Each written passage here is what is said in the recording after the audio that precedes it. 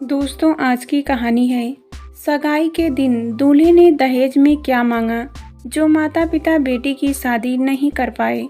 कहानी पसंद आए तो वीडियो को लाइक और सब्सक्राइब जरूर करना। 4 साल और इन 4 सालों में कितना कुछ बदल गया है ना। काजल बोली, नहीं, बिल्कुल नहीं। तुम पहले भी 2 चम्मच चीनी ही कॉफ़ी में लिया करती थी और आज भी।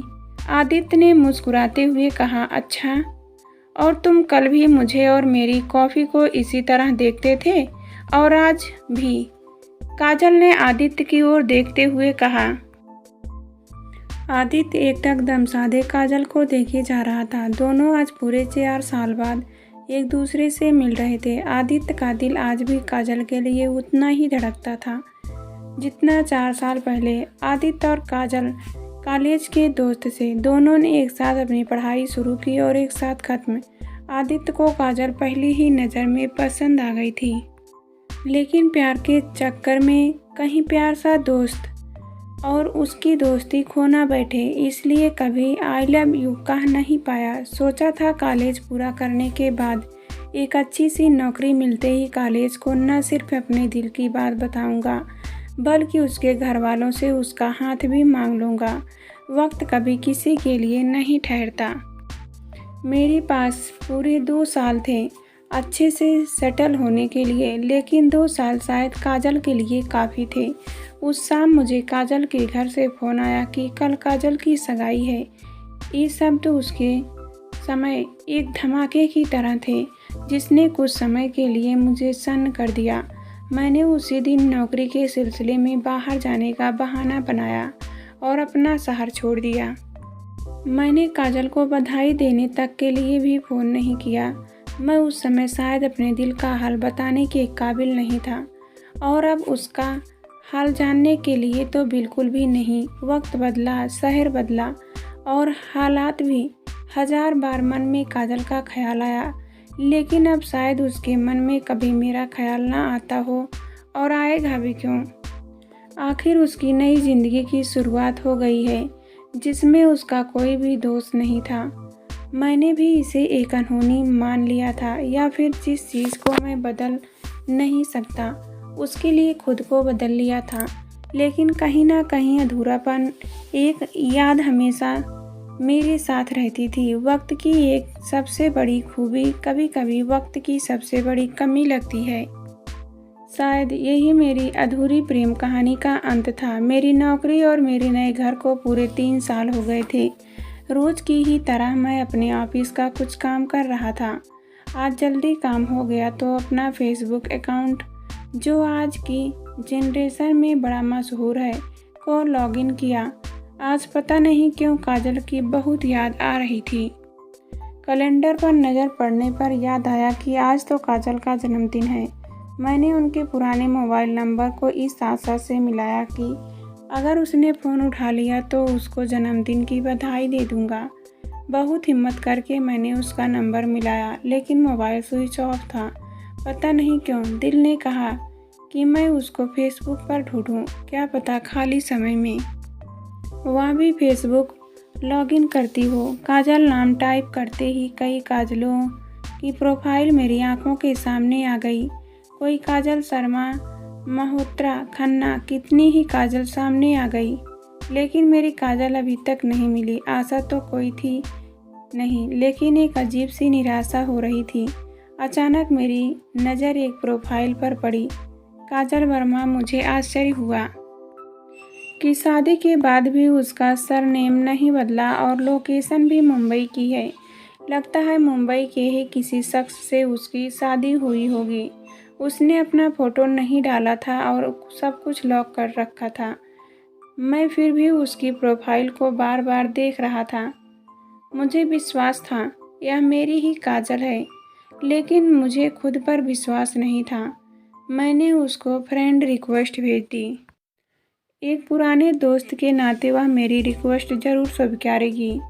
उस रात मुझे नींद नहीं आई। मैंने मन ही मन यह सोच रहा था कि कितनी बदल गई होगी ना वह। शादी के बाद सब कुछ बदल जाता है। अगर वह मुझे भूल गई होगी तो अरे, ऐसे कैसे कोई कॉलेज के दोस्तों को भूलता है भला। इसी असमंजस में पूरी रात बीत गई। सुबह होते ही सबसे पहले मैंने फेसबुक अकाउंट चेक किया। आज पता चला कि लोग प्यार को बेवकूफ़ क्यों कहते हैं। उस दिन मुझे निराशा ही हाथ लगी। 2 दिन तक यही सिलसिला चलता रहा और 2 दिन बाद आखिर वह दिन ही आ गया जिसका मैं बेसब्री से इंतज़ार कर रहा था।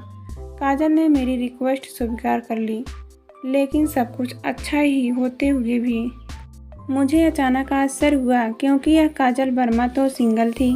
उसका रिलेशनशिप स्टेटस सिंगल आ रहा था। कहीं मैंने किसी दूसरी काजल को तो रिक्वेस्ट नहीं भेज दी। अचानक एक मैसेज मेरे फेसबुक अकाउंट पर आया। कहाँ थे इतने दिन तक? यह मैसेज काजल ने भेजा था। वह इस समय ऑनलाइन थी। मेरा दिल बहुत तेज़ी से धड़क रहा था। मन कर रहा था कि उसके सारे सवालों के जवाब पूछ लूं। किस तरह अपने आप पर काबू पाते हुए मैंने जवाब दिया, बस काम के सिलसिले में शहर छोड़ना पड़ा। तभी काजल ने जवाब देते हुए कहा, ऐसा भी क्या काम था कि एक बार भी फ़ोन तक करने की ज़रूरत नहीं समझी? वह सब छोड़ो, यह बताओ कि शादी के बाद उसी शहर में हो या कहीं और शिफ्ट हो गई हो? और हाँ, फेसबुक पर अपना फ़ोटो क्यों नहीं डाला? बहुत मोटी हो गई हो क्या? उसे लिख कर भेजा। शादी या तुम्हें किसने कहा? काजल ने लिख कर भेजा। मतलब? मैंने एकदम पूछा। तुम्हारी तो सगाई हुई थी ना? मैंने लिखा हाँ। काजल ने बस इतना ही लिख कर भेजा, तुम अपना नंबर दो, मैं तुम्हें फ़ोन करता हूँ। काजल ने तुरंत अपना नंबर लिख दिया। मैंने बिना एक पल गंवाए काजल को फ़ोन कर दिया। उसने तुरंत फ़ोन रिसीव कर कहा, हेलो। आज मैं पूरे 4 साल बाद उसकी आवाज़ सुन रहा था। एक पल के लिए लगा कि यह कोई खुली आँखों का ख्वाब तो नहीं। अगर यह ख्वाब है तो बहुत ही खूबसूरत है, जिस ख्वाब से मैं कभी बाहर न निकलूं। मुझे खुद पर और उस पल पर विश्वास ही नहीं हो रहा था। उसके हेलो की दूसरी आवाज़ ने मुझे अपने विचारों से बाहर निकाला। मैंने कहा, कैसी हो? मैं तो ठीक हूँ, लेकिन तुम बताओ कहाँ गायब हो गए थे? वह तो शुक्र है आजकल की टेक्नोलॉजी का, वरना मुझे तो लगा था कि अब तुमसे कभी बात ही नहीं हो पाएगी। अरे ऐसे कैसे बात नहीं हो पाएगी? मैंने कहा, लेकिन तुम यह बताओ कि तुमने शादी क्यों नहीं की अभी तक? अभी तक क्यों? तुम्हारी शादी हो गई क्या? काजल ने मुस्कुराते हुए कहा, नहीं हुई। मैंने हंसते हुए कहा, क्या कर रही हो आजकल? उसने हंसते हुए बताया, जॉब कर रही हूँ दिल्ली में एक सॉफ्टवेयर कंपनी में। पिछले 3 साल से वहीं जॉब कर रही हूँ। क्या? मुझे यकीन ही नहीं हो रहा था। उस पल पर ना अपने कानों पर ना ही काजल पर। कौन कहता है अतीत अपने आप को नहीं दोहराता? मेरा अतीत मेरे सामने एक बार फिर आ गया था। 3 साल से हम दोनों एक ही शहर में थे और आज इस तरह। तुम्हें पता है कि मैं कौन से शहर में हूँ? मैंने उससे पूछा। नहीं, उसने कहा, मैं भी दिल्ली में ही हूँ। पता है मुझे? काजल बोली। क्या? मैंने उससे कहा, मुझे तुमसे मिलना है, जल्दी बोलो कब मिलोगी? ठीक है, जब तुम फ्री हो तो कॉल कर देना। तुमसे मिलने के लिए मुझे वक्त निकालने की ज़रूरत है क्या? ठीक है, तो कल मिलते हैं। हाँ बिल्कुल, मैंने तपाक से कहा। आज मुझे काजल से मिलना था। पूरे 4 साल बाद मैं जैसा इस समय महसूस कर रहा था, उसे बताने के लिए शब्दों की कमी पड़ रही थी। मेरा दिल बहुत तेज़ी से धड़क रहा था, जैसे मानो पेट में तितलियां उड़ रही थी। ज़िंदगी भी बड़ी अजीब होती है। जो पल सबसे खूबसूरत होते हैं उन्हीं पर विश्वास करना मुश्किल होता है। जब आपको ज़िंदगी दूसरा मौका देती है तो आप चाहते हैं कि हर एक कदम संभल कर रखें। यही है ज़िंदगी, शायद ऐसी ही होती है ज़िंदगी। मैं एक रेस्तरां के अंदर बैठा काजल का इंतज़ार कर रहा था और सोच रहा था कि किस सवाल से बातों की शुरुआत करूं। मेरी निगाहें मेन गेट पर थी। दिल की धड़कन बहुत तेज़ी से आवाज़ कर रही थी, लेकिन उसे सिर्फ मैं ही सुन सकता था। आखिरकार वह समय आ ही गया जब काजल मेरे सामने थी। वह बिल्कुल भी नहीं बदली थी। उसमें 4 साल पहले और अब में कोई फ़र्क नहीं आया था। मुझे ऐसा लग रहा था कि कल ही एक लंबी रात के बाद जैसे आज एक नई सुबह में हम मिले हों। उसके वही पहले की तरह खुले बाल, वही मुस्कुराहट, ओढ़े हुए उसका चेहरा, सब कुछ वही। मैंने काजल से पूछा, अच्छा तुम्हारी मम्मी ने तो मुझे बताया था कि तुम्हारी सगाई है। मुझे तो लगा था अब तक तुम्हारी एक प्यारी सी फैमिली बन गई होगी। हम सोचा तो मैंने भी यही था, लेकिन जो सोचा होता है अगर हमेशा वही हो तो ज़िंदगी का मतलब ही नहीं रह जाता। मेरा एक जगह रिश्ता तय हुआ था, लेकिन जिस दिन सगाई थी जिसके लिए मेरी मम्मी ने तुम्हें इनवाइट किया था, उसी दिन लड़के वालों ने दहेज में कार और कैश मांग लिया।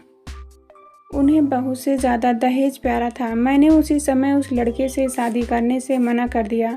उस दिन काफ़ी दुख हुआ था मुझे।